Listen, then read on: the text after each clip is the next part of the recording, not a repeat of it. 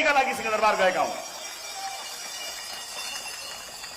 के माओवादीले पाएको थिएन र हिजो मत उसँग ताकत पनि थियो, उसँग आँट पनि थियो कुनै बेलामा, तर ढंग नपुर्याउँदा त्यत्रो ताकत र बल हुँदाखेरि पनि देशमा परिवर्तन आएन। हामीले पनि ढंग पुर्याउनुपर्छ साथी हो। मैले आँट, ताकत र ढंगका बारेमा राजनीतिक प्रतिवेदनमा स्पष्ट पारेको छु। हामीसँग भएको जति आँट कसैसँग पनि छैन। हाम्रो आँट हुन्न थियो भने रातारात दुई पार्टीहरू मिलेर देशमा नयाँ समीकरण बनाउने अवस्था थिएन। मैले त्यसका लागि केही भन्नै पर्दैन।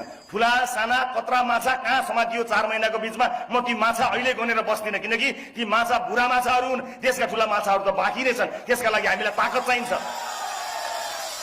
तर ताकत भयो भने रासोपाले गर्छ कि गर्दैन भन्ने कुराको ट्रेलर चाहिँ रासोपाले देखाएकै हो। त्यसैको परिणाम दुई दल मिलेकै हुन्।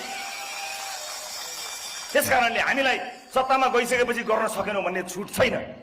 त्यस अर्थमा हामी गएका हौं। मैले राजनीतिक प्रतिवेदनमा यसबारे अझ धेरै स्पष्ट पारेको छु। धेरै कामहरू हुनेछन्, धेरै सरसल्लाहहरू हुनेछन्। शासकीय स्वरूपमा हामी कुन ढंगमा जान चाहन्छौं, हामीले कस्तो निर्वाचन प्रणालीको परिकल्पना गरेका छौं, प्रदेशबारेका हाम्रा धारणाहरू के रहेका छन्, स्थानीय निकायलाई हामी कसरी हेर्छौं, हाम्रो परिकल्पनाको राष्ट्रपति कस्तो हुन्, यी सम्पूर्ण कुराहरूलाई राजनीतिक प्रतिवेदन मार्फत यहाँहरू समक्ष भोलि अवश्य पनि प्रस्तुत गर्नेछु।